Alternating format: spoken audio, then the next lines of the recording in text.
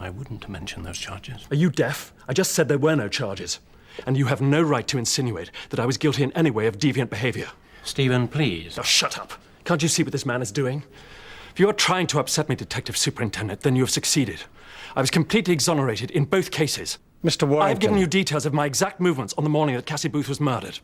Considering how much I'm paying you, you should get me out of here, and with an apology. Detective Superintendent, may I speak with my client alone? Why? I haven't done anything wrong, for God's sake. Just keep calm. Don't you tell me what to do.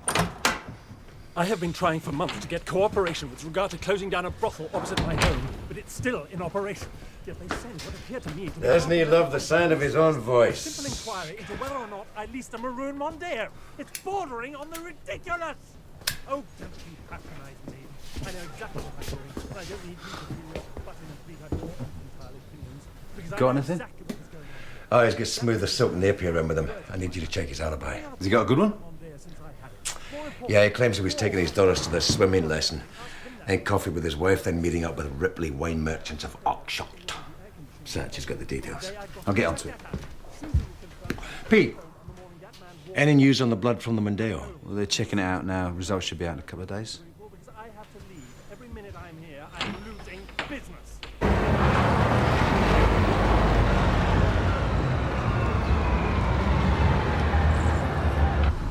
I said we'd like to keep him at the station to have checked out his alibi. So he threatens to fire Napier. Yeah, well, I know he comes across as a major nut, but believe me, he's enjoying the attention. It's typical of a cyclothymic, apparently. I mean, you just look at his mood swings. I mean, one minute he's manic depressive, the next minute all overconfident, acting like he's going to conquer the world or something. So what do you think? And cut all the psychobabble. You think he's our man? Yeah, well, I'm not convinced. Yes. Yes, I'm right. Stephen took the girls to their swimming lesson. What time was that? Oh, about 6:30. Lesson starts at 7. And then if he doesn't have an appointment, he comes back for coffee. Although I think that was the morning he decided to fix the espresso machine for some strange reason. Well, Stephen never does anything round the house, and he suddenly got really het up because he couldn't have a proper coffee. What time exactly did he get back from the swimming pool? About 8 o'clock, I think. And did he have any other appointments that day? Yes, he went to work at about 10, and then he came back at about tea time. What car was he driving? Oh, well, it must have been the hire car, the Mondeo. We only got the Volvo last week. What colour was that? Dark red. That's good. And push hard. Good girl. Right, excuse me. Right. Tuesday the 6th, yeah? Tuesday the 6th. Yeah. Lucy and Charlotte Warrington were here for the first class. I spoke to their father. He was very upset that the youngest daughter, Lucy, wasn't picked for the inter-school swimming challenge. In fact, he was quite abusive. Really? What time was that? Well, it was before the lesson began, so I guess around 5 to 7. Did he stay to watch his girls swim? Well, I can't be sure, but I think I saw him once the lesson started. All right, that's very nice. So, you bought it or what? No, we're renting it. We couldn't find anything in our price range we liked, but it's good. It's got a big bedroom, nice bathroom, lounge and a kitchen. Just the basics. Listen, do you want a quick cup of coffee while I try and find that bloody wallet? Hello? Hello?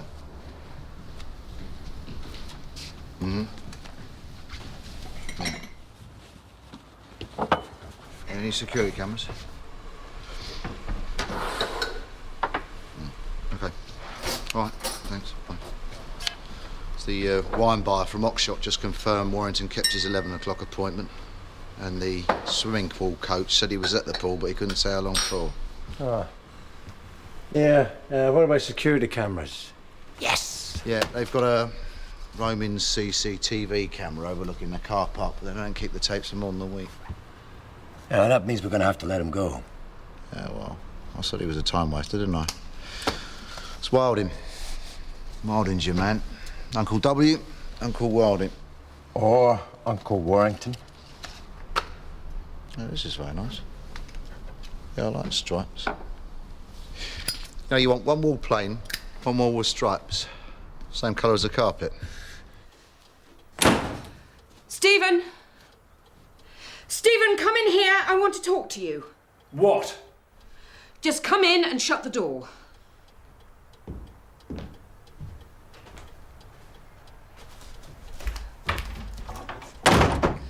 I've just had 2 police officers here asking me questions. And I can't take much more of this. Oh, you can't? What about me? They're persecuting me. Do you know why? Why did they want to know where you were the morning that girl went missing? Her name is Cassie Booth. All this is connected to that bloody company car I hired. What did you tell them? And why did they want to know about the car? They're questioning everyone in the area who drives a maroon Mondeo. Now, please. I've already had 1 interrogation today. I don't need another. They interrogated you. Questioned.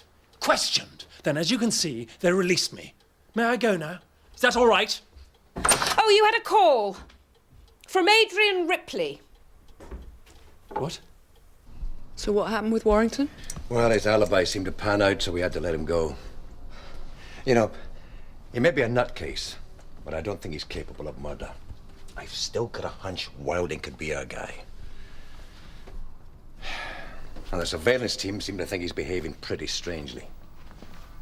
And you know what? I don't think Cassie Booth was snatched at all. I think she went into that car of her own accord. Now, if she parked her bicycle against the wall and put a newspaper bag over the handlebars, it could easily have toppled over with the weight of the newspapers, right? Yeah, sure. And did I tell you we had a boy come in? He did Cassie Booth's paper run for her a couple of times. He described Wilding, and also the metallic blue car Fiat coupe his wife drives. So did forensics get anything off the Mondeo? No, they're testing a patch of blood, but the results aren't back yet. Now I'm going round in circles. I've got no body, no murder site. She could still be alive for all I know. So why is Warrington so obsessed with Cassie Booth? Obsessed with you, more like. And if he ever comes near you or this house or my kids again, I'm going to slap an injunction on the nutter. Yeah, hello. Oh, hello, Princess. Dear, how are you? Uh-huh. What?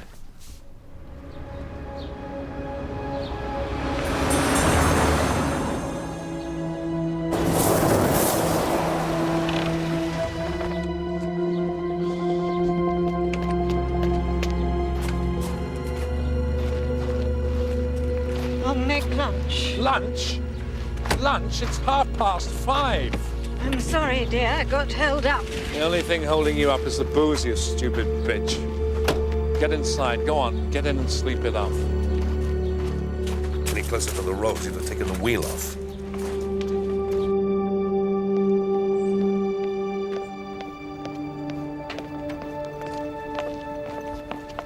Excuse me. Are you Pat North? Yes. Oh, hi. We've never actually met. I'm Susan Warrington, Stephen's wife. Hello. I just wondered if I could have a word. Well, I was off out, actually. I'm so sorry to bother you. It's just that I couldn't think of anyone else to speak to.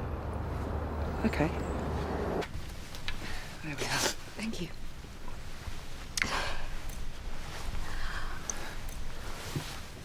I just don't think I can take any more of this. This has been so awful.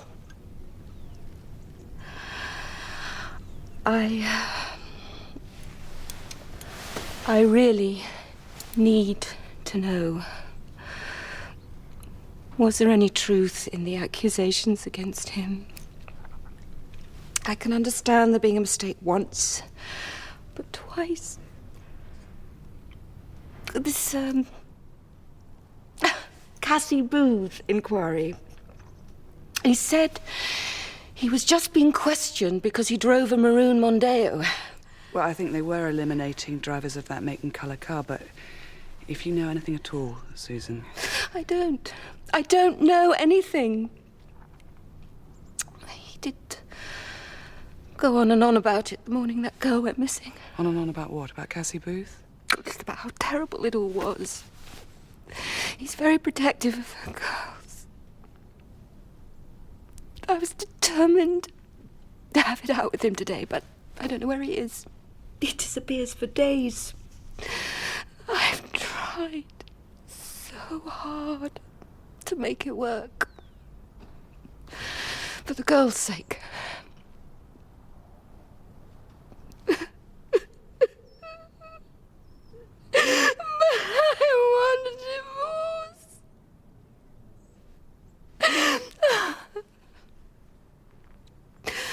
Do you think that's what I should do? No, look, I really couldn't advise you about that. But if you were in my position, what would you do? You know what he's like.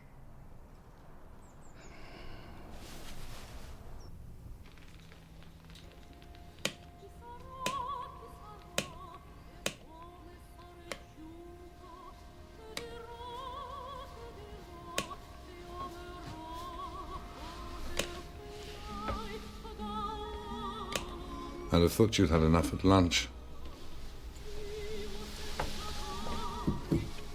It's for you. Oh, I'm sure. I take it with soda. Oh, I'm sorry, I forgot. Surprised you can even recall your own name. Lucky for you, I don't remember everything. What's that supposed to mean? You know full well. And don't give me that I'm protecting my image spiel. That morning when that girl went missing. Now, just don't go down that road again. You may not care about your reputation, but I do. You need treatment. And you don't. If the police were to find that filth on your computer, it wouldn't be my reputation anyone would worry about. But I presume that's why you're deleting the files. Naked Babe's Picnic. Unfortunately for you, you can't delete my memory.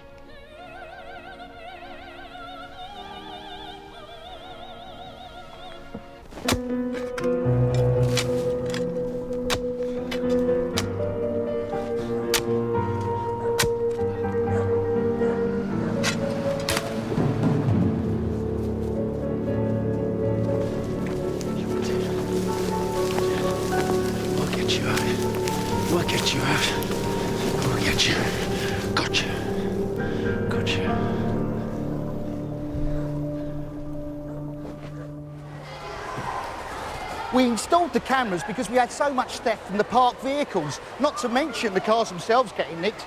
As I said before, we don't usually keep the tapes more than a week, but you got lucky. Mr. Warrington, see you, Mum. You have a lot to answer for, Detective Inspector North. I've lost the Ripley account because of you.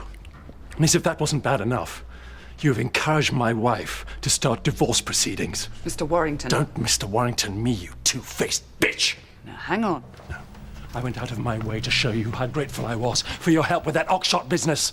Mr. Warrington, I had absolutely nothing to do with that. Don't lie! I asked for your help, they withdrew the charges, and that is why I trusted you! But now, to encourage my wife to divorce me... Would you please sit down, Mr. Warrington? No, I won't, because I've got a present for you. I told you Cassie Booth would be eaten up by maggots by now, didn't I? Didn't I? Just put the bag down, Stephen. I've got Cassie Booth's head in here, and if you'd been nice to me, I would have told you where the rest of her is buried. Just put down the bag, Stephen.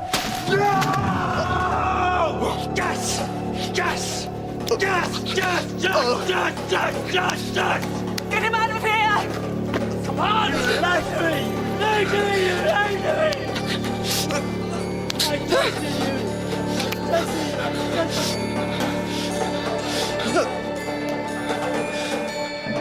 You lied to me! You lied to me! I trusted you!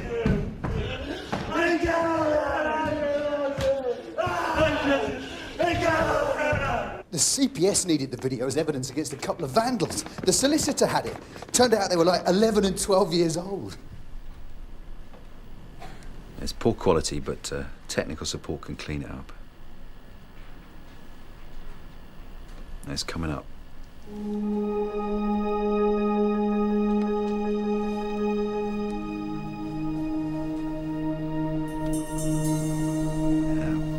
There's the Mondeo. Bugger me, that's Wilding. He's there with Warrington, they know each other.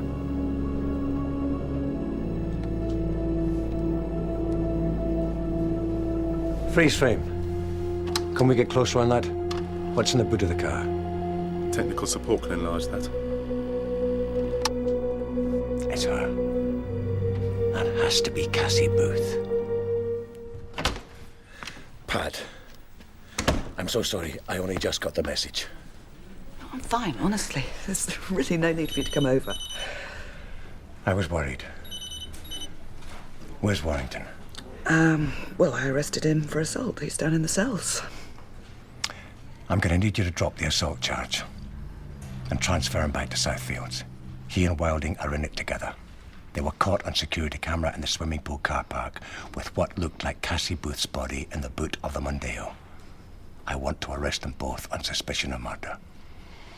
Good. Well, the sooner you take him out of here, the better.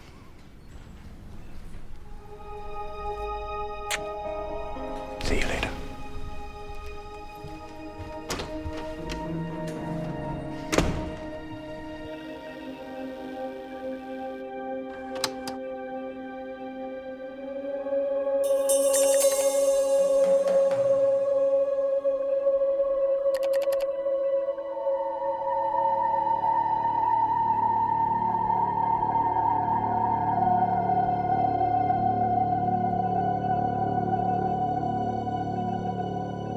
And he flung it on the desk. The bag split open and she got covered in maggots. Turns out it was a rotting dog. Jack Russell, I think. Crazy bastard. You can say that then. The FME's been in to check him over. He was freaking out before, but he seems to have calmed down a bit now. Thank God you're here.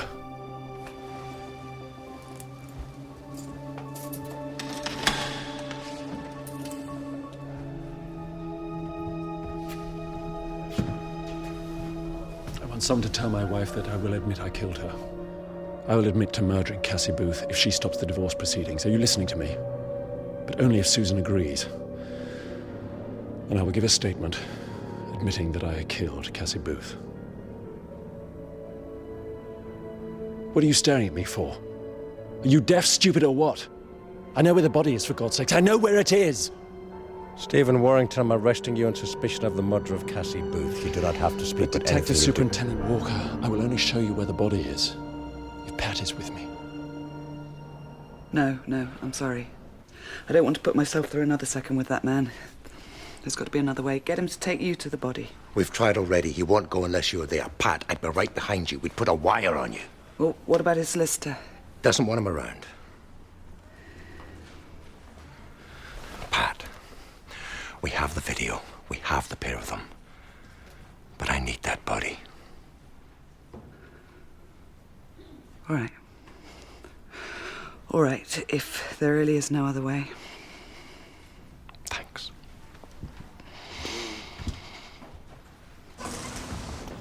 Just Pat and the driver, that's the deal.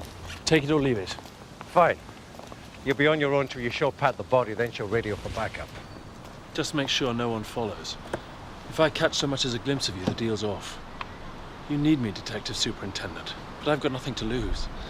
I could so easily be useless if I wanted to be. Just get in the car, Stephen. I'll be right behind you. I'm ready.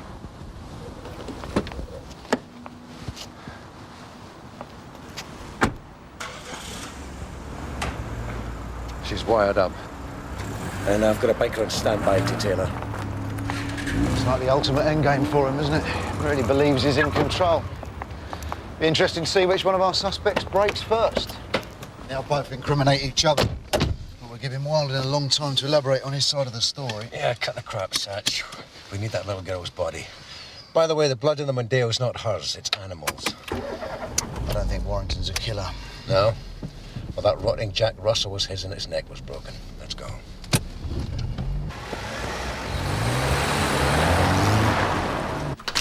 Gov's got Warrington to take them to the body. He wants us to check back for a past connection between Warrington and Wilding. And? Re-interview both men's wives. When are we going to arrest Wilding? Gov wants to wait till we find the body before we bring Wilding in. But what about the video footage? Surely that's enough to arrest him on. He's standing looking at the body, for God's sake. Don't look at me. Bravo Whiskey 24 to Bravo Whiskey 22, receiving. 22 to 24, receiving. 22 has eyeball. Suspect moving over Putney Bridge. Third reciprocal. Third reciprocal. Heading south-south over Putney Bridge. The joke's beginning to wear a bit thin. This is the third time that we've been across this bridge. I know. But if you won't agree to talk to Susan, why should I cooperate? She can't be allowed to divorce me. So, you'll admit to a murder only if your wife agrees to drop divorce proceedings. That's a bit ridiculous, isn't it? Oh, Pat. My mind works in a completely different way to yours. I swear before God, I did not murder Cassie Booth. But I will say that I did kill her to prove to Susan that I'm prepared to be punished for the most heinous crime. This is madness. You'll lose her anyway. You'll be sent away for life. Oh, I know that. But it'll prove that I love her. I love her. I love her.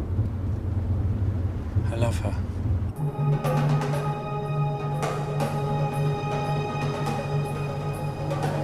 Suspect travelling south side embankment. Heading west-west. Turn round, driver, turn round. Turn round, Sarge.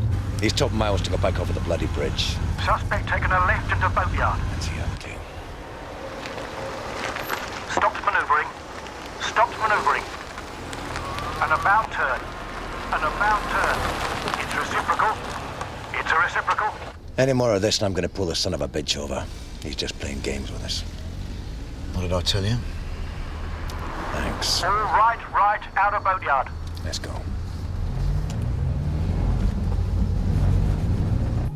Reciprocal south side embankment. Heading east towards Putney Bridge. Suspect taking right onto 10th place and immediate left.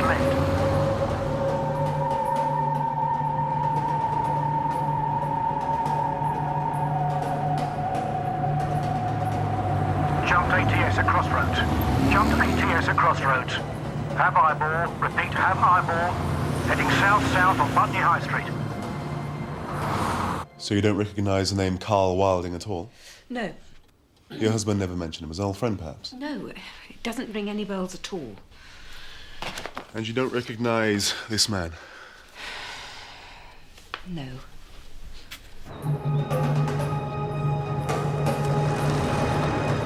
Suspect taking right at Midland Bank on Church Road.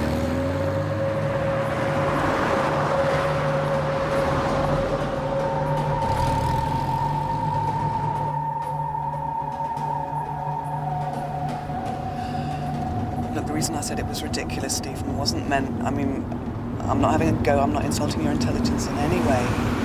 It's... Now this lane leads to Barnes Station Crossroads, doesn't it? We're going to Barnes Common? Stephen? Suspect heading north. Go left at this set of traffic lights. When you get to a traffic island, go left and left again. Suspect taking left on Station Road, heading west. Approaching Barnes Station. It's just illogical, Stephen, because if you go to prison, then you won't be able to see Susan or your daughters. Look, I need your help to find Cassie Booth. Think about your daughters, Stephen. Think about what it must be like for any parent whose child is missing. Okay, I'm not playing your sick little game anymore. Have you any idea of the pain that you're causing? If you know where she is, take me there. If you don't, stop pissing around and tell me now. Suspect heading north on Rocks Lane, approaching Barnes Crossroads. Suspect over crossroads, off. Total loss of eyeball. Oh, come on, Pat. Turning. Come on, she's wired up and there's no dickhead driving. Right, Warren, return us to Southfield Station, please. Please, we're really quite close. Go to my house, please, Pat. I've started getting a terrible migraine. I get them so badly I have to lie down for days. I don't want Susan and my daughters to see me in these. Can you take them off? Now, why should I do that, Stephen? make up some story to get them out of the house. Then it's just you and me, Cassie Booth. What do you mean? Is she in your house? Yes. But I can't show you unless you take these off. Continuing not survival. Continuing not survival. Trying alternative. Trying alternative. There's another train coming. I've got her. Okay.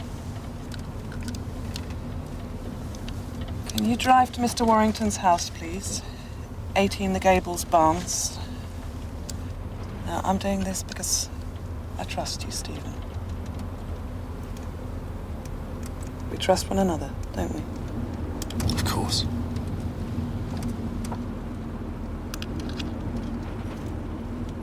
Okay. Thank you for your time, Mrs. Warrington.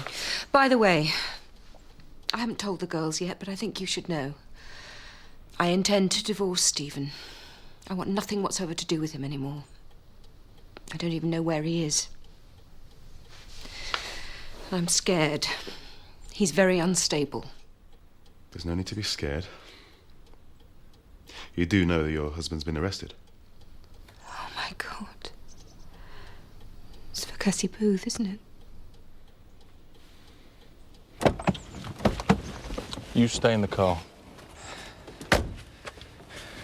I must have got stuck at the railway crossing. Yeah, we lost the biker there too. Still, they'll be with us in a second. They're waiting outside Warrington's house. Come on, let's go. Right, move it, Satch.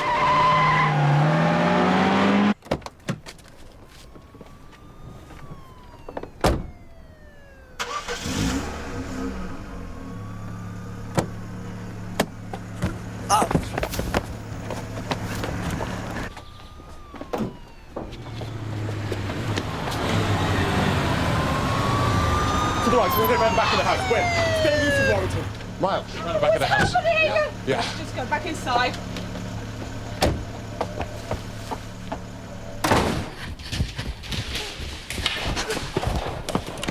Is there any other way into the house? No. The girls! They'll be terrified. They're upstairs. I'll make sure there's no way he can get back into the house. You check next door's garden.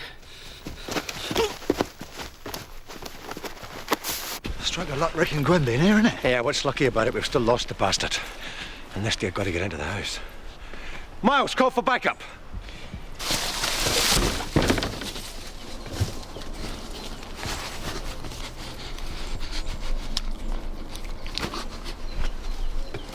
You bitch. They were waiting for me here. What if they told my wife? What if they told Susan? Huh? Nobody's going to hear you now, Pat. You lied, you bitch. I'll sound out of you now and you'll regret it. Is Pat with you? No, she was outside. Where's Pat? Have you seen her? She was heading to the house a minute ago. It's been locked. Nobody has been in.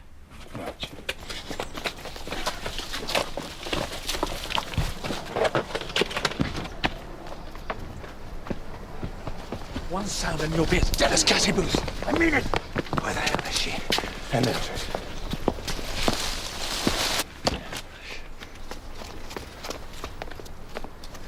She must have come this way. This is useless. Satch. It's Pat's.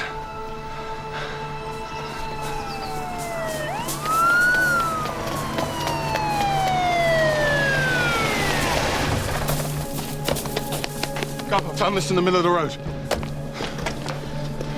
Check all the gardens. This end of the street. Move!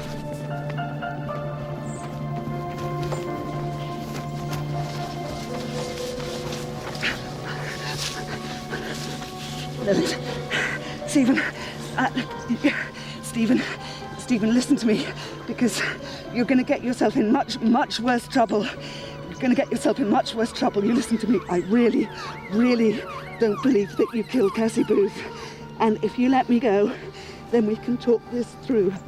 You want to see the body, don't you? Well, start digging. Right in front of you. No. I can't do this. I can't do it. Please don't make me do it. I can't do it. Dig! Oh, God! Oh, God. Dig! Dig!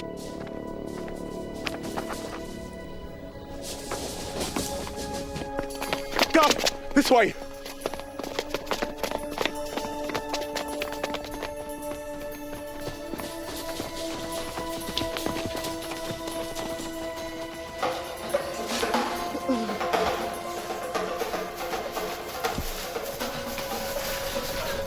I said I'd show you the body, didn't I? Can you feel her? Hmm?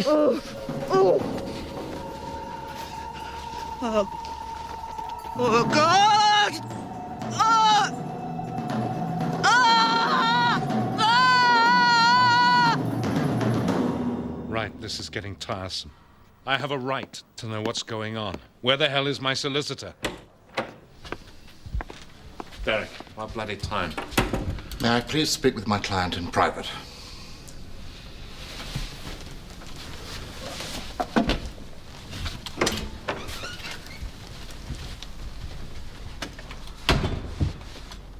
I've been told there's a very incriminating video recording. Video? What are you talking about? Security camera footage of the car park at Barnes Lane swimming pool the morning Cassie Booth went missing. Apparently you're on it. I think this might be a good opportunity for you to speak openly and truthfully to me, Karl. Oh, God. Oh, God. You have to believe me, Derek. I swear to you, I'm totally innocent. Morning.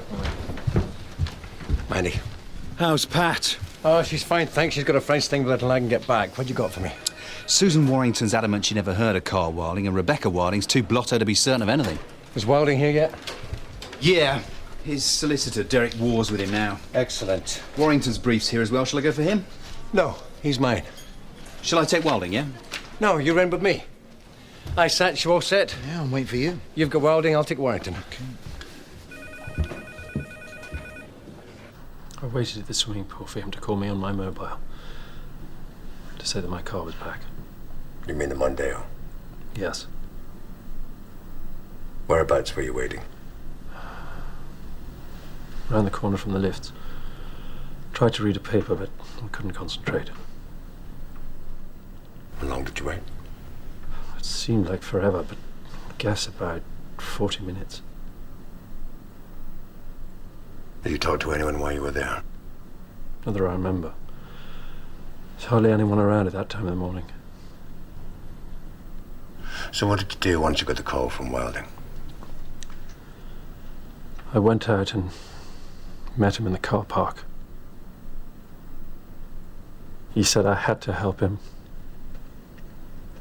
Oh, God. The body was in the boot of my car. What did you do next? I drove down to the river. I was going to throw the body in the water. The tide was out, so I had to put it back in the car. That was when I decided to leave her jacket and shoes in Karl's boathouse, so you'd be forced to question him. How did you get into the boathouse? I still had the key from when I used to work for him. I did not kill Cassie Booth. I didn't kill her. I had a phone call from Stephen at about 7:30. Where were you when this call came through? I'm sorry, I was at home with my wife. He sounded slightly hysterical. He said he needed to see me urgently. I met him in the car park of the Barnes Lane swimming pool. He said he'd done something terrible. And then he opened the boot of his car. Oh, dear God. The girl wasn't moving. I'm sorry. I'm so sorry. I asked him if she was dead. I had told him I would have nothing to do with it. I was in a total state of shock. Understandably. So why didn't you tell us this when we talked to you before? It was unforgivable, I know. I'm deeply ashamed, but I admit I'm a very weak man. I'd helped Stephen once, 15 years ago. And you see, perhaps, the more I think about it, it's still unacceptable, but understandable, because at that time, well, I looked upon him as my son. I did nothing because I was afraid. I had lied under oath to protect him.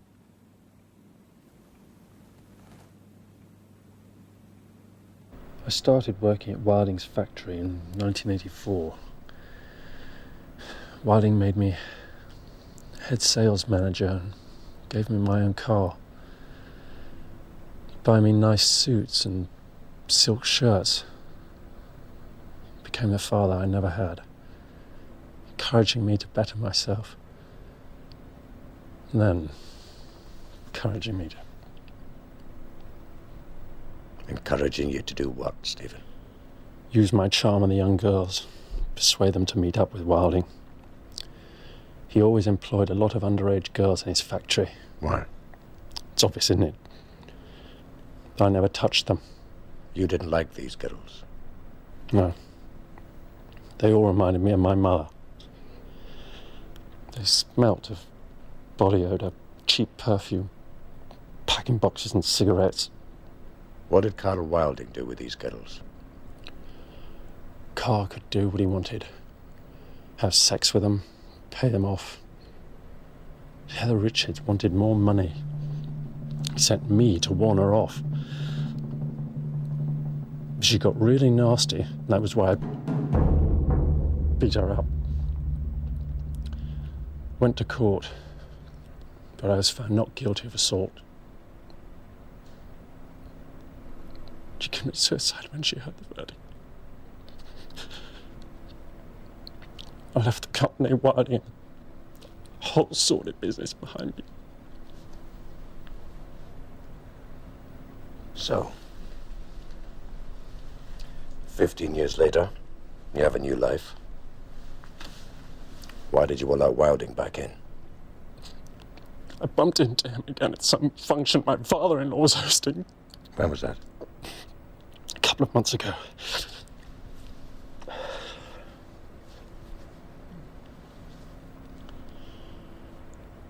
He said he wanted to borrow my car, the Mondeo. How many times did he borrow it? Oh, 4 or 5. He said he couldn't use his car because he'd been driving it when he frightened some boy he mistook for Cassie Booth. He was scared his wife would find out he was having an affair. An affair? Cassie Booth was barely 15. Very naive. Are you saying she agreed to meet with Wilding? I didn't know her name then. I didn't know who he was seeing. To be honest, I was too scared to ask. Why was that? I knew she'd be underage. Did that bother you? Of course. I have 2 young daughters. Can you imagine what Susan and her father would think if they knew I was mixed up with something like this?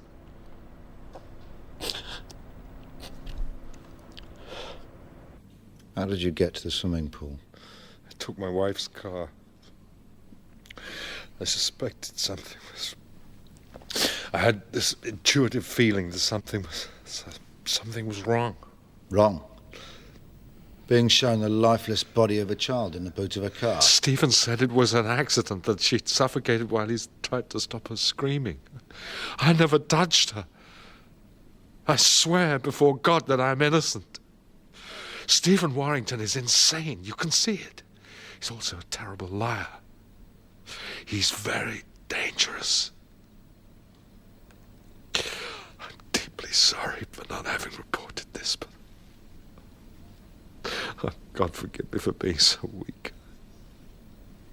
I was just afraid of getting involved. Please wait for questions to be put to you before... Keep out of this, Napier! I admit, I did it. I know it was a terrible thing to do, but right now, in front of you, Detective Superintendent Walker, I admit that I assaulted Heather Richards, and I should have been punished. Please sit down. I appreciate your honesty, Stephen, but what you did all those years ago is not directly connected to the murder of Cassie Booth. Of course it is! It proves without doubt Karl Wilding is a liar! He knew I'd attacked Heather Richards. I should have been punished, but he lied under oath to get me off. You see, you stupid? Haven't you pieced it together yet? He knew because he watched me do it.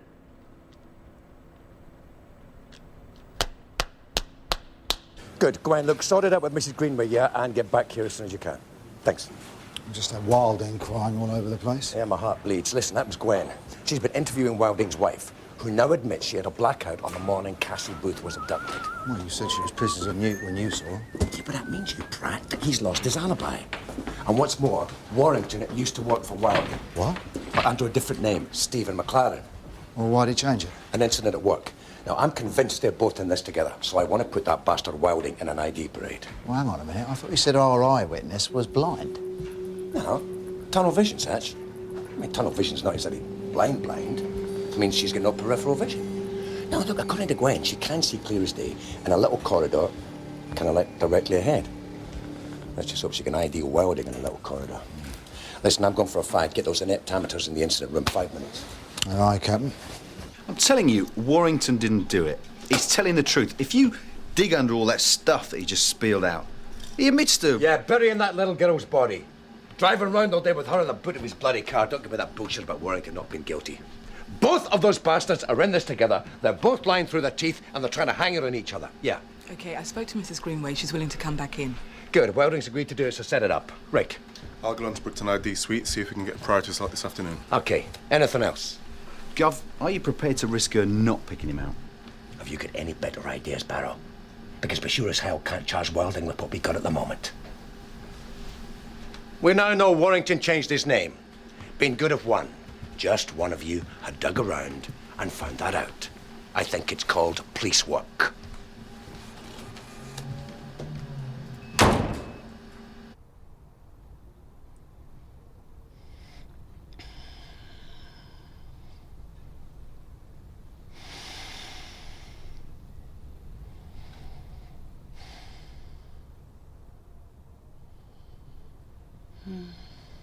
Hi. Oh. Whatever they gave me knocked me for 6.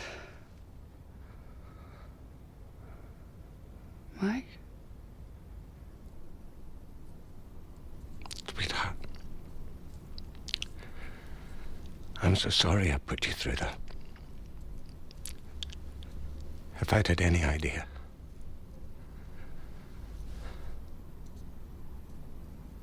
I've never felt so inadequate. So scared. If anything had happened to you. Well, it didn't. I'm fine. I'm fine. Come here. Tell me what's going on.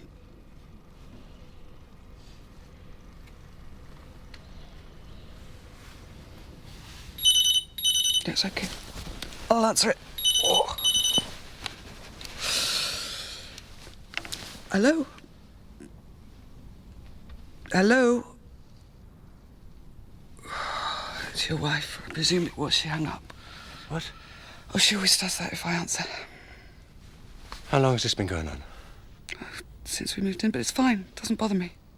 Yeah, well, it bothers me. I'm going to give that bloody woman a piece of my mind. No, please, just forget it. Forget it. At least for the night. No, I'll call her. Could be the kids.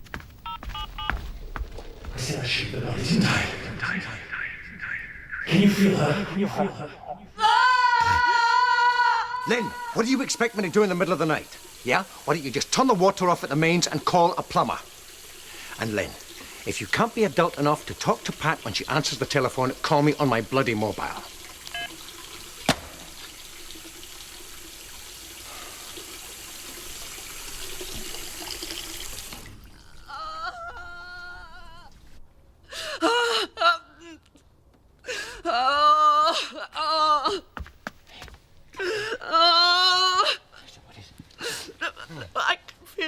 I can feel them crawling on my neck and in my Oh, God! Oh, it was when I touched the body. It's the smell. I can smell all the time. I can't bear it. I can't bear it. You know, I know.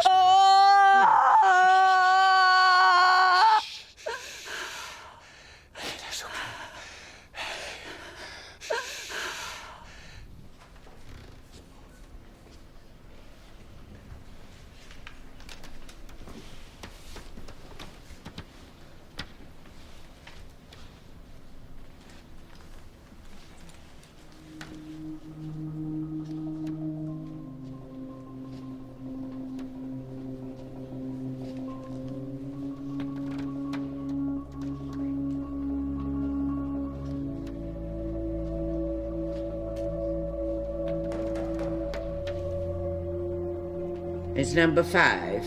I'm sure of it. Number 5. Him.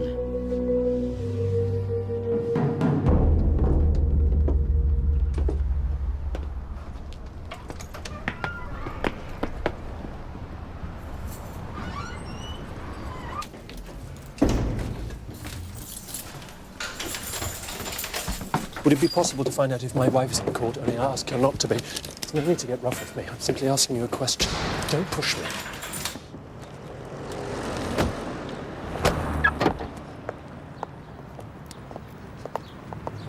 Hello? Good morning.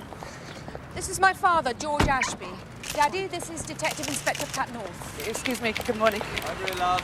Madam, excuse me. Excuse, sir. Sir?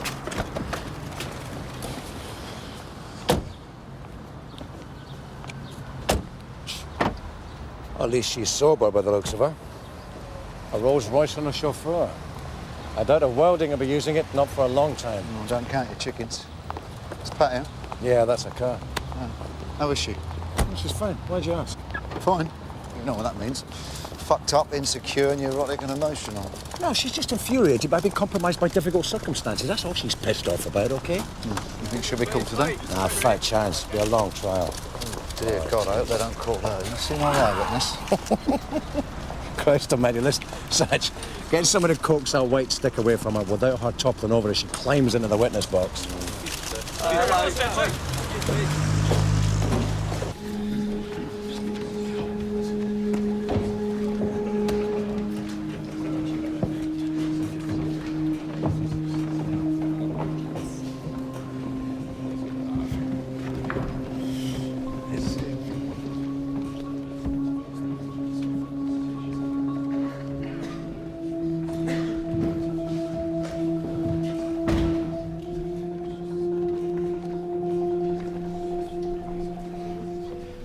Keep a note on the opening, will you, dear boy? Looks like Fletcher's up to his usual theatrics. I doubt if we'll get a word in before lunch. Mr. Warrington has been taking his medication, hasn't he?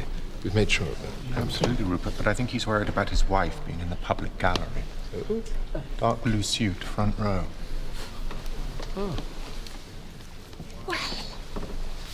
I'm ready to do battle. I don't know about anyone else. What's the hold on?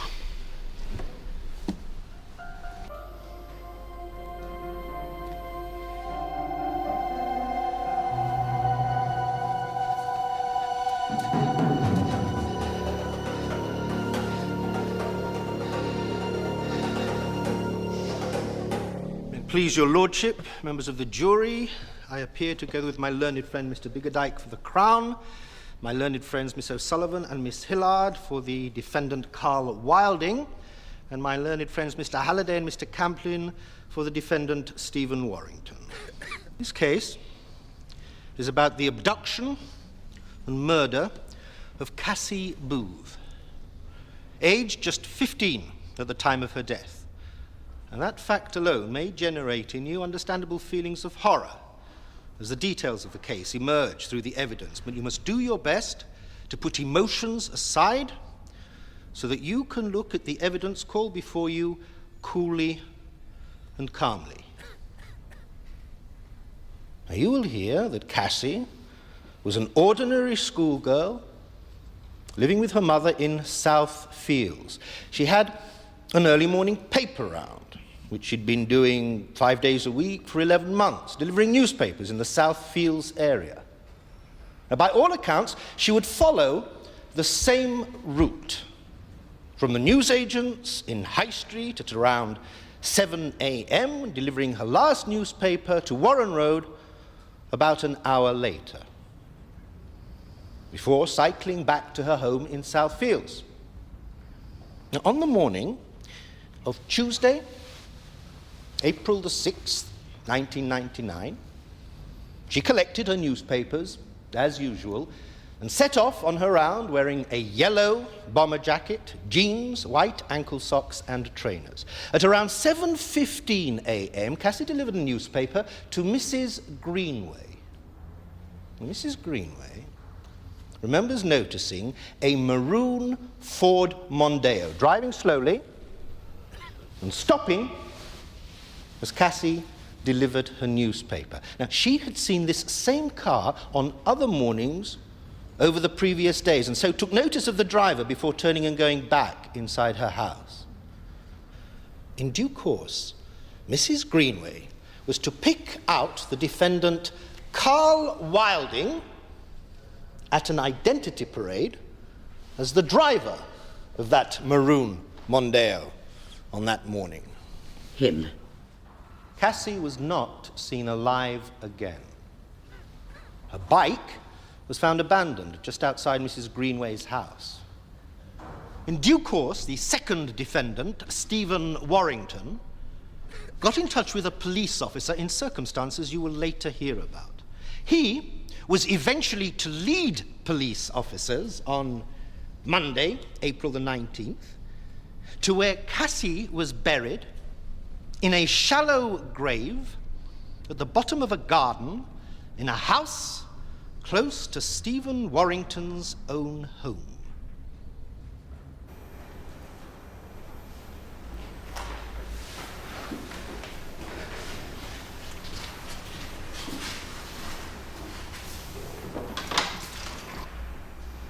Hi. Hi, Pat. You all right? Yeah, just a bit hot. You didn't have to come out.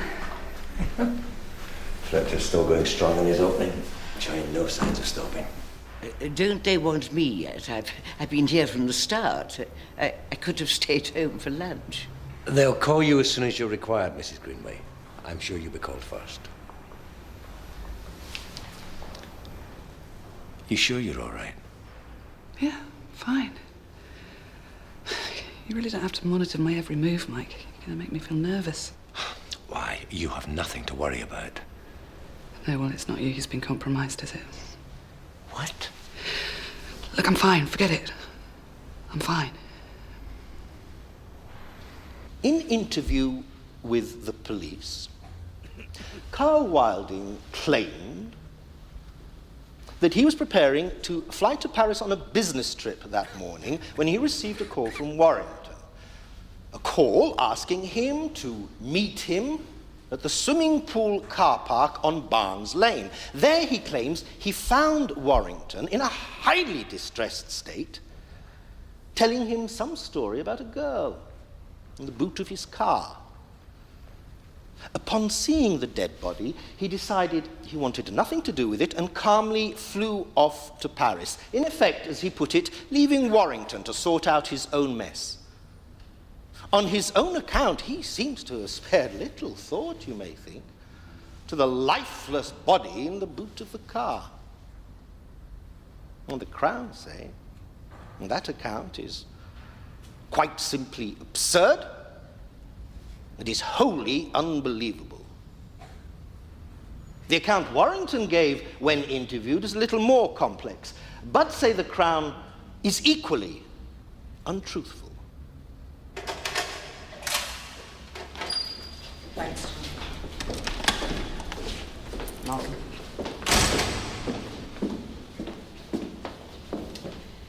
Well, that was a bit long-winded, but don't get disheartened, Mr. Wilding. You could never really tell very much from an opening. Do you still think that I shouldn't give evidence? Well, let's see how we get on. The difficulty is not being able to anticipate what stunts Mr. Warrington might pull if he gives evidence. You may have to go into the box, but let's see if we can avoid it, all right? As I told you, this could turn into a bit of a cutthroat, with you and Warrington attacking each other while the Crown sits there twiddling its thumbs. Don't communicate with Warrington at all. I know it's difficult, being seated so near to him, but try to keep as much distance between you as possible. And remember, the jury will be watching you, so whatever you do, don't eyeball them. Just look down at your shoes. By the end of the day, I want a detailed description of your toe caps, all right? Would you please get my wife to leave? I don't think she's doing me any good at all. She'll no doubt have a liquid lunch. I'll see what I can do.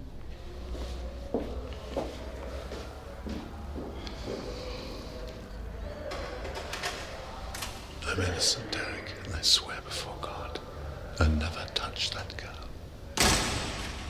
This has all been a terrible nightmare. I'll talk to Rebecca if you like. I doubt Miss O'Sullivan will have the time. Thank you, Derek. I really do appreciate your staunch support.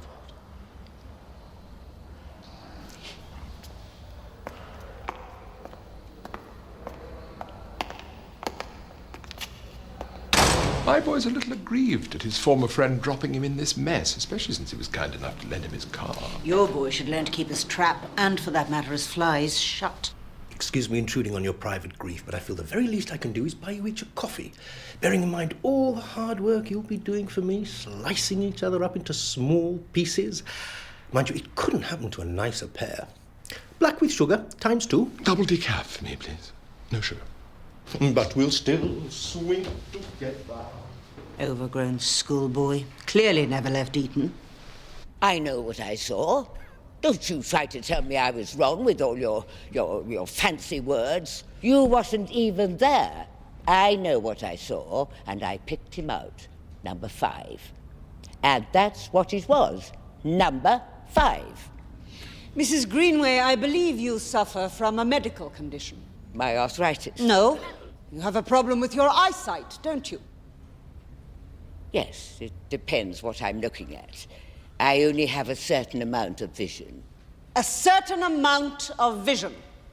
In both eyes? Yes, but I can only see directly in front of me. So if someone were to walk past you from left to right, they would be very blurred up until about here. Then you can see them clearly at this point, and then they are very blurred again here. That's right. So you'd really only get a fleeting glimpse of someone going past you. Say, the driver of a car. Oh, no. I was looking straight at him and following him round as he drove past. So you wouldn't have been distracted by things happening to the left or to the right? Or above or below. I see straight through the middle. And there he was, sat at number 5.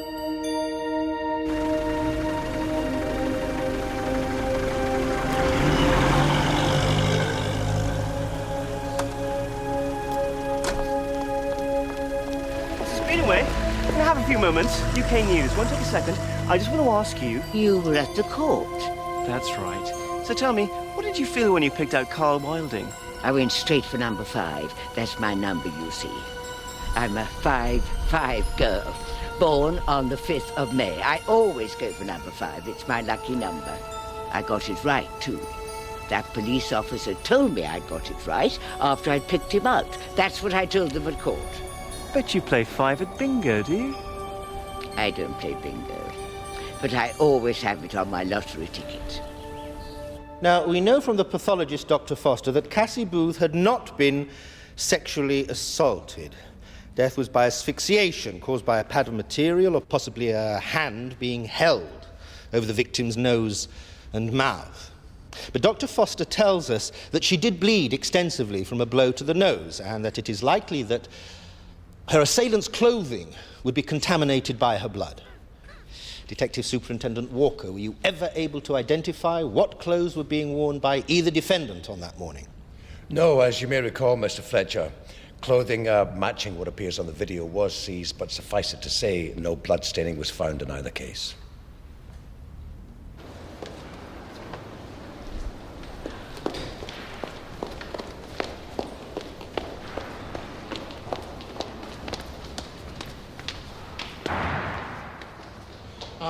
Rebecca, my dear, I did try to speak to you earlier. I have an appointment. I can't stay. It's a rather delicate matter, actually. Karl's asked for you not to be present in the gallery. Really? I'm sorry if this upsets you. The only thing that'll upset me, Derek, is if he gets away with it.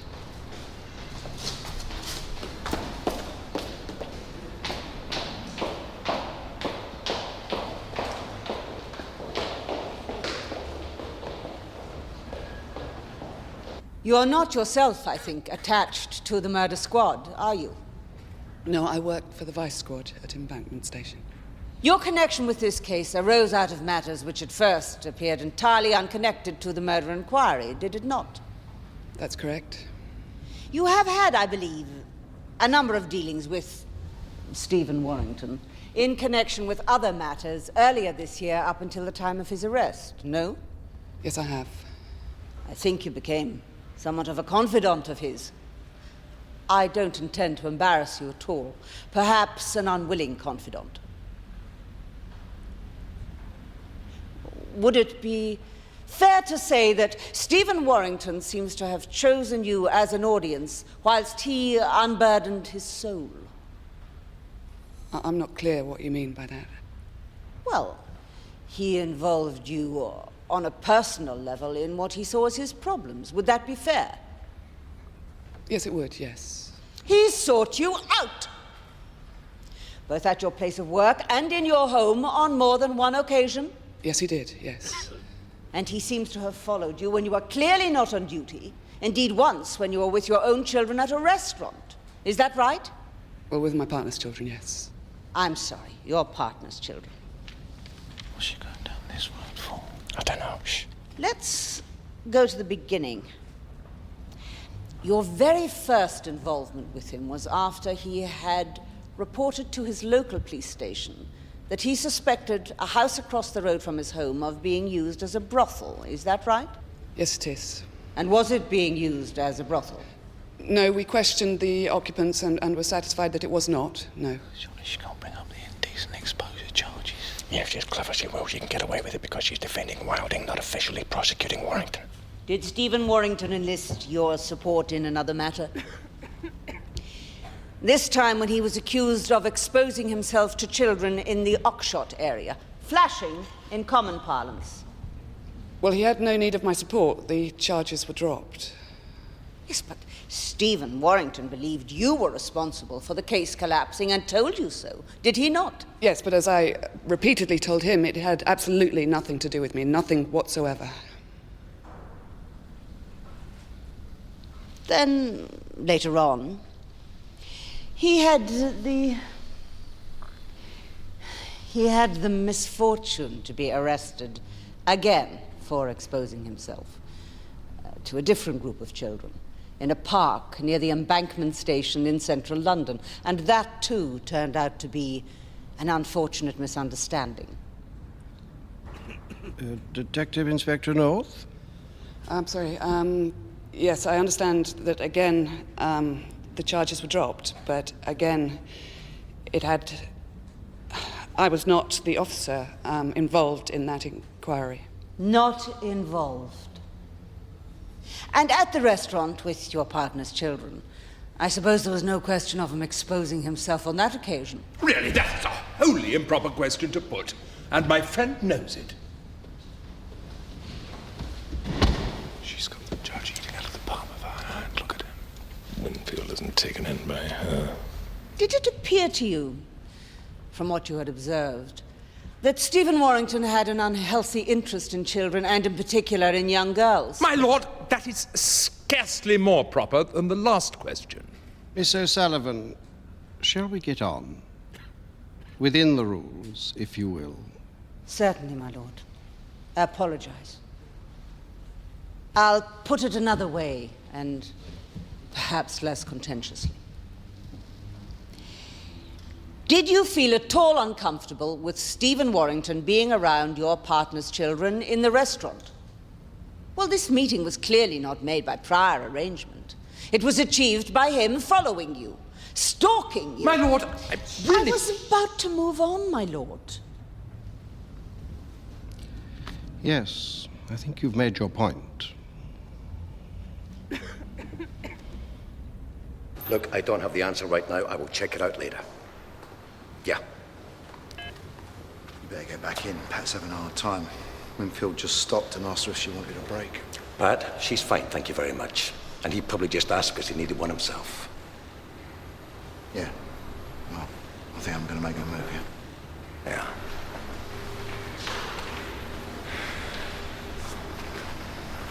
It's looking more and more like it's just Warrington, isn't it?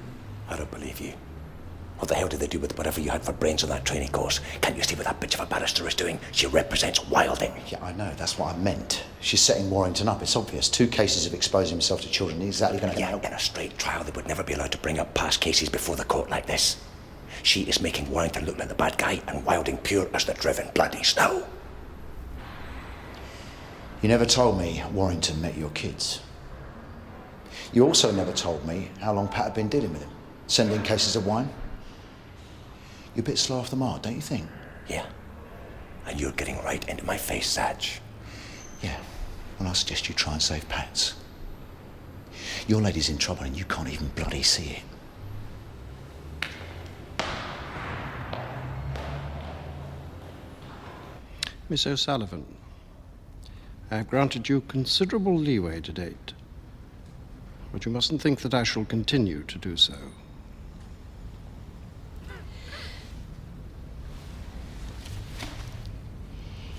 There was one other chilling incident that occurred to you, I believe, during the course of this inquiry, in connection with a plastic bag?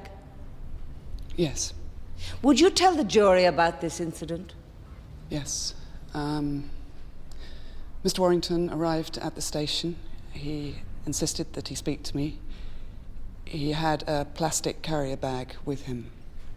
What did he tell you the bag contained? It contained the rotting body of a small dog. That was not quite my question. What did he tell you it contained? Oh, he said it contained the head of Cassie Booth. Did Mr. Warrington say anything else about her? He said he'd show me the rest of the body if I was nice to him.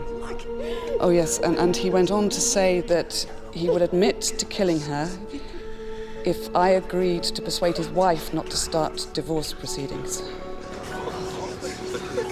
I do not want any further disturbance from the public gallery, or I shall be forced to clear it.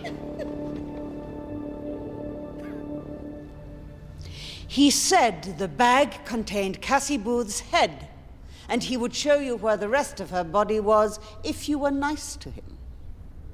Yes, that's correct. The bag contained a dead dog. Yes. Could you describe it to the jury? Well, it was in an advanced state of putrefaction. You mean it was crawling with maggots? Yes. Yes. I am sorry if this distresses you. We need to get the full picture. Stephen Warrington, slammed this bag down on your desk so that you ended up covered in maggots. But in your hair, on your clothes. Yes, that's right. It's like something out of a horror film. And during the course of this incident, he called you a two-faced bitch, did he not? Yes, he did. Did he tell you how he came by a dead dog in this condition? No, he didn't. Did you know that the family pet had gone missing, a Jack Russell named Peggy? The dog was run over. It was a complete accident. Mr. Warrington, please sit down and remain silent.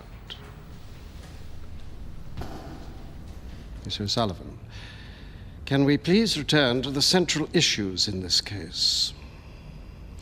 Detective Inspector North, were you ever concerned about Mr. Warrington's mental state? That's really not for me to say. I mean, well, obviously, I considered I was dealing with someone who was behaving in a somewhat unstable manner. Thank you. Detective Inspector?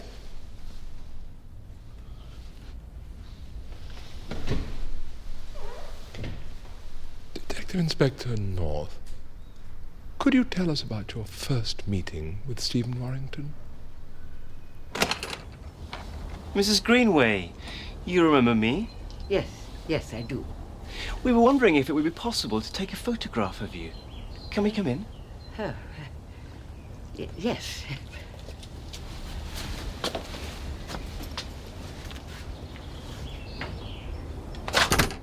During the various conversations that you had with Stephen Warrington, did he ever tell you about his feelings for his wife, Susan? Yes, he did. He said he loved her very much. And on the 2 occasions that he was arrested, quite apart from protesting his innocence, was his principal concern that his wife should not know of these allegations because of the effect it might have on the family, on the marriage? That certainly seemed to be his main concern, yes. And you were aware that his wife's father was a man of some influence? So I'd been told. And he saw himself as having a comfortable position in life and indeed much to lose. Well, that was certainly how he presented himself, yes. Did it occur to you that here was a man who was desperate for someone to confide in, someone he could trust, and that someone happened to be you? Yes, but then I'd like to think that any member of the public could trust me. No doubt, but this particular member of the public appeared to have something he was desperate to tell you about. Did he not mention Cassie Booth to you? Yes, he did. On more than one occasion? Yes, he did. And Mr. Warrington kept getting in touch with you, at times no doubt inappropriately, nevertheless always bringing up the subject of Cassie Booth's disappearance. Did it appear to you that this was a genuine concern? That the inquiry was making so little progress? Well, that certainly was how it appeared at first, yes. And eventually you realized, because of what he told you, that he himself was somehow connected with the case. Yes. Culminating, as we know, in him leading you to the body. Tell me, Detective Inspector North, did you form the view that Mr. Warrington knew the identity of the killer but wanted you to find him, rather than him telling you himself? Mr. Halliday, you're asking the detective inspector to speculate on what was in your client's mind. Now, how is that possible?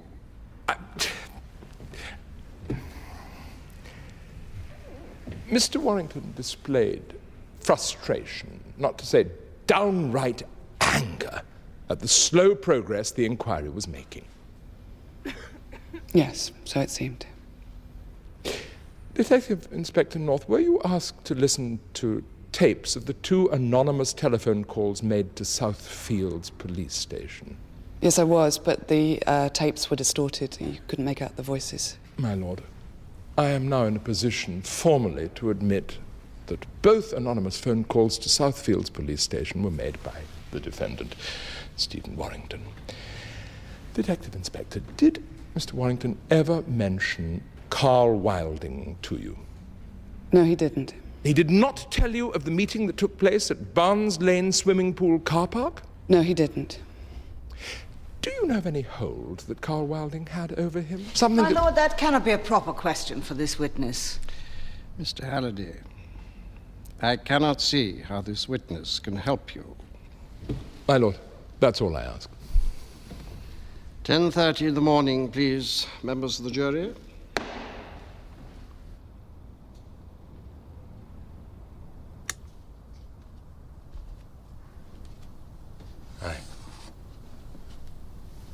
I didn't hear you get up. You all right? Oh, do stop asking me that. I just couldn't sleep. Don't go into court tomorrow if you don't feel up to it. Oh, do stop telling me what to do. Stop making me feel so useless. Oh, I'm so sorry.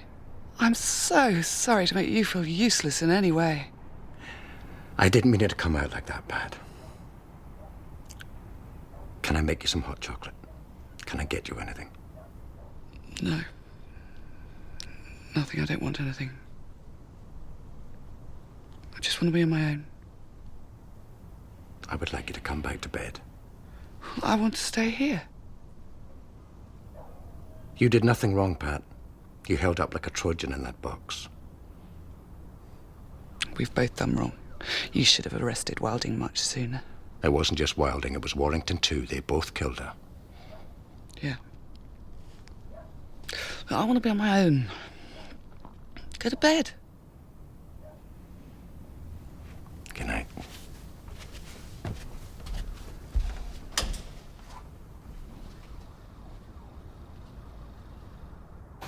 There you go. Cheers. Hi. Hi. I've just come over to give the boss some developments. Right. See you later. Fine. I suppose this is all putting a bit of a strain on the old relationship. Sorry, none of my business. Yes, it is, as a matter of fact. Ah, well, you know what they say. Never mix business with pleasure. Oh, come on. You can talk. How is your nurse? Oh, well, the good news is I finally got my leg over. But, Annie, you're not going to believe this. I thought you should know. She charged you 50 quid. No. But Warrington wasn't too far off the mark about that place being run as a brothel. What? You're not serious? Yeah, but for gay men. It's Alex, the mechanic. He swings both ways. I mean, I sort of thought that he made up those complaints because he wanted us to look over the house, come across the body. Who knows? I think I might get back to the station. I'm not needed here anyway. I keep telling you it was Karl. I just did what he told me to do. You just did what he told you to. But we're not talking here about collecting groceries or posting a letter. We're talking about a horrific, tragic discovery. Yes. Yes. That is correct. What did Wilding tell you he wanted your car for? I didn't ask. I had some notion, obviously. I knew about his perversion. What perversion's that? My lord. Ask him about his penchant for young girls. I will, if I'm given the opportunity. You've already told us that Karl Wilding telephoned you on your mobile phone when you were at the swimming pool and asked you to meet him outside in the car park. Yes. Yes, that is exactly it. I drove my daughter to the swimming pool, parked my car, and left the keys in the ignition. And what happened when you met him outside in the car park 45 minutes later? He opened the boot of the car, my car, and showed me the body. Cassie Booth. He showed you the body. Until that moment, had you ever seen Cassie Booth before? Of course I hadn't. Why didn't you listen to me? I've said this repeatedly. He ordered me to get rid of it. Just like that. As if it were rubbish. Just get rid of it. What did you think when you saw the body? I was in a terrible state of shock. I know I should have phoned the police. But he was very threatening. Threatening? Yes. He knew I had my daughters with me. I'd still like you to explain to the jury what it was that Karl Wilding said to make you agree to get rid of the body. I was scared. He said he would tell my father-in-law about something from my past. So, in effect, he was blackmailing you then? To force me to get rid of the body, yes. And the most important thing in your life is your family and your deep love of your wife. Yes, I was terrified. I knew Susan would leave me if she ever found out about my past. And you would do anything to prevent your wife, your children, and your father-in-law from knowing, even if it meant disposing of a body. There was nothing I could do to bring her back to life after what he'd done to her. That's all I ask. Please wait here. Mr. Warrington. That is your name, isn't it? Yes. Not Mr. McLaren. I think the jury might like to know why you are now calling yourself Stephen Warrington when you were christened Stephen McLaren. If you must know, changing my name was his idea. He said it was easy to do and that I'd never be traced. And he knew what he was saying because he'd done it himself. I'm sorry I don't follow you. Do you mean that Mr. Wilding got your name changed for you? No, that is not what I'm saying at all. You are trying to put words into my mouth. Ask your client.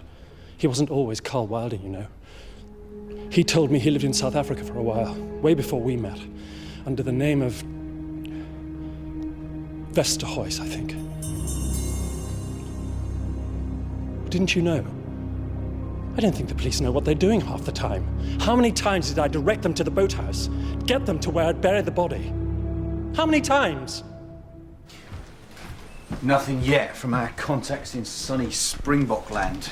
He just bloody come out with it. With the look on Wilding's face, it's got to mean something. Maybe just doesn't like Westerhuis as a surname. No, I think there's more to it than that. I think he's hiding something. Keep checking. Get on to Winterpool. Is Wilding going in the box? I don't know. Looks like Warrington's going to be there for a while. You know, he's nuts, you know.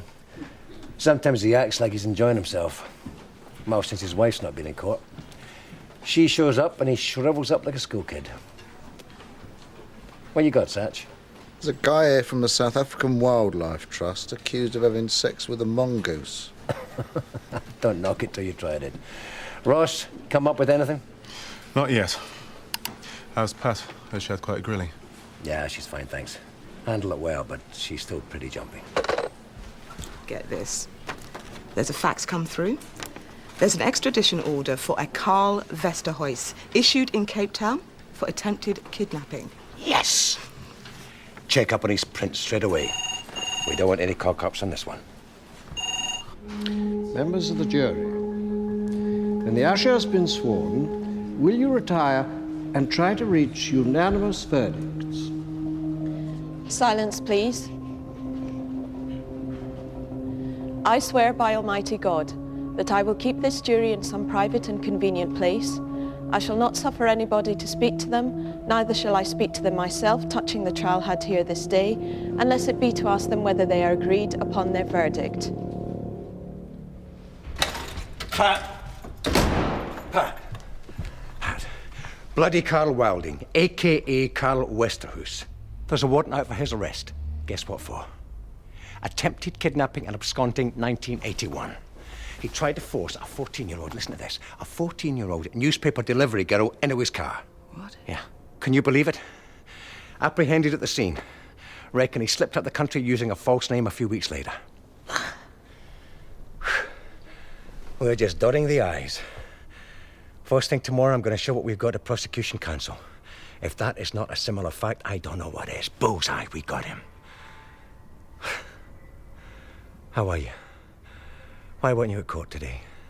Oh, something came up at the station. Hey, I'm starving. Anything for dinner? Don't know, I'm not hungry. Thought I'd have an early night. Well, listen, let me make you something. Or I'll nip out, get us a Chinese. No, I said I'm not hungry, Mike. Oh, sorry, I thought you meant you hadn't felt like cooking. No, I meant I'm not hungry. Fine. I'll get something at the pub. Good. And if you arrive back late, don't wake me up.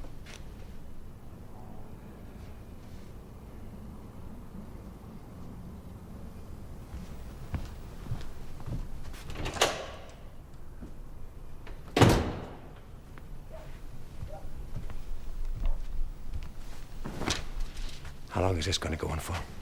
I'm worn out, Mike. Yeah, I'm not exactly bright-eyed and bushy-tailed myself, but that's not what I'm talking about, and you know it.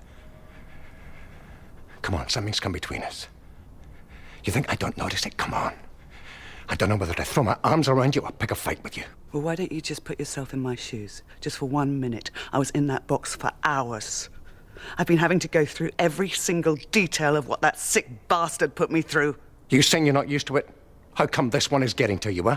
The last 2 cases we worked on were a lot worse than this. Well, it's a bit different when you're a victim. You know, Stephen Warrington really got to me. Do you know what I'm saying? He really frightened me. All my training, everything's just gone haywire. I feel frightened the whole time. The court case, it's just bringing it all back. And it's not ever gonna go away. Oh, come here, sweetheart. No, please. Don't treat me like you treat your wretched daughter. Just you leave my kids out of this. Okay, I've just got to take responsibility for myself. I just feel like I've been violated. Oh, come on. It's not as if he raped you. I'm sorry. I am really sorry. I didn't mean it to come out like that. Look, let me start again. What I meant Well, okay, I feel as if he raped my mind. How's that? It's very theatrical. Oh, you are an egotistical son of a bitch! Why don't you throw in uncaring? I better still take a punch at me, huh? I would make you feel a hell of a lot better. Do you think this is funny? No, Pat, I do not think it's funny seeing you like this. Oh, I'm so sorry. I'm so sorry. Why don't you go back to that bloody wife of yours? Don't push me. Don't push you! What's that supposed to mean? Gotcha. Come here. Come here. No, just get calm down. off me! Let me hold you. Get off me! Let me hold you. Just calm down. No, what is it supposed to Listen mean? to me. Listen to me. I want to get every one of those maggots that you still feel crawling all over you. I want to get them and I want to stamp on the bastards. Nobody is going to hurt my girl. Nobody. You big Jesse. Yeah. But I love you. I love you.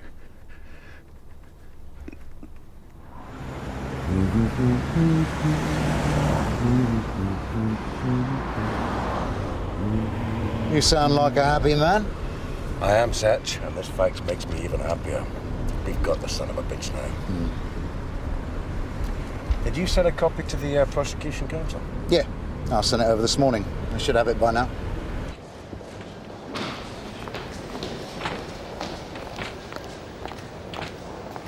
Well, if this isn't similar facts, Mr. Fletcher, I don't know what is. Oh, yes, absolutely. But as they say in the casinos, rien ne va plus. What? No more evidence after the jury have retired. Schluss. Keep it for the retrial. If we get one, I'll be in the bar mess if you need me. Shit. Biggerdike passed me a good tip for the 12:30 at Epsom. Kieran Fallon's on board, low handicap, first time in blinkers. And the horse's name attracts attention. Headcase. Good name for your client. And yours. I'll have 10 each way. You think we'll still be here for the race? I doubt it. We have major problems. Take a look at this. As given to me by Biggerdike 2 minutes ago. Don't tell me they've scratched Headcase. We're all backing it. Headline: Blind witness in ID blunder. I always go for number 5. It's my lucky number. What? Oh, my God. Is that this morning? It is. Well, they won't have read that. They look like Guardian readers to a man at the beginning of the trial. Yes, but listening to one of your closing speeches is enough to rot anyone's soul. This is trouble. Well, of course it is. We have a problem. I mean, if that's what she actually said and she meant it, what price her ID? Poor Karl Wilding, standing at number 5. Did the stupid woman actually mean she would have picked number 5, whoever was standing in front of it? It certainly reads like that. Oh, God, we're going to have to tell Winfield. He'll be hugely impressed. Presuming he didn't read the Daily Rag in his bath this morning. Wouldn't have happened in my day. Juries were locked away in hotel rooms without access, even to the Times. There'll be lashings of contempt of court and swinging fines all round. Not to mention huge fees for someone other than us lot for defending the newspaper. Well, we better let Winfield in on it. Stupid woman. God, I won't have time to place my bets unless I catch up with my clock. The longer I leave it, the more the odds go down. It's 20 to 1. I'm amazed you don't have a Ladbrokes account. What? My wife would never allow it. Starter's orders as head case written by Fallon goes into the stores last, and they're off, and at a good pace too, perhaps too hard for some, and taking the lead from a well-bunched field is crooked corner, then head case, and then comes my agent a few lengths behind, and the field's really swinging out. God, I miss my home-cooked breakfasts. Straight. Always used to have them. Bacon, eggs, sausage. Oh, please God. I didn't do it. I didn't do it. Mr. Warrington. I'm ready. All rise.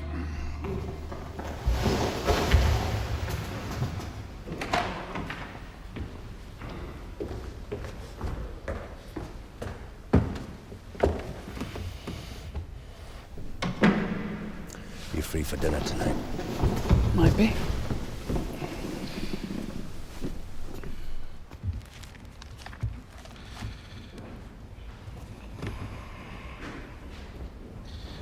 Counsel may have already been informed that the jury have indicated that they've reached a verdict.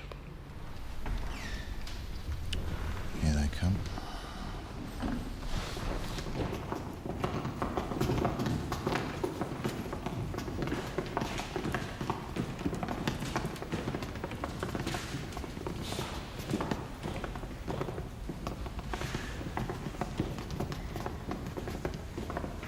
Will the defendants please stand? Would the foreman please stand? Mr. Foreman, please answer this question yes or no. Have you reached verdicts in respect of both defendants upon which you are all agreed? Yes. Do you find the defendant, Karl Wilding, guilty or not guilty of murder? Not guilty. Do you find the defendant, Stephen Warrington, guilty or not guilty of murder? Guilty. Are those the verdicts of you all? They are.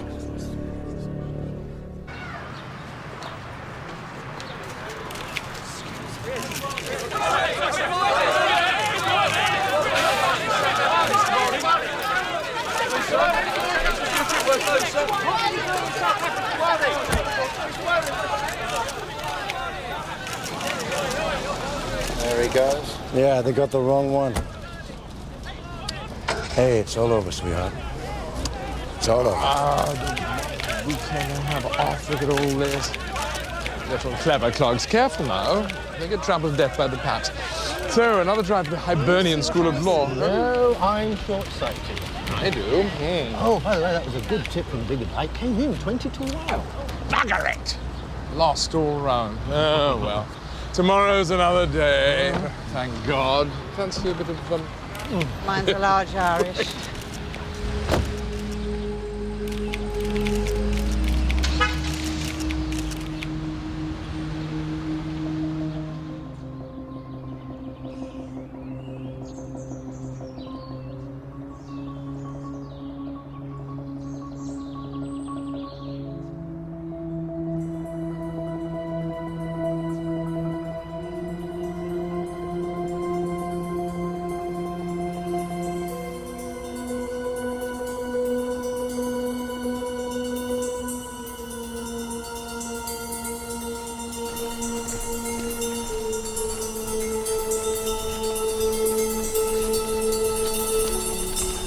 Mr. Karl Wilding, I have here an extradition order from South Africa for attempted kidnapping. You do not have to say anything, but it may harm your defense if you do not mention when questioned something you later rely on in court.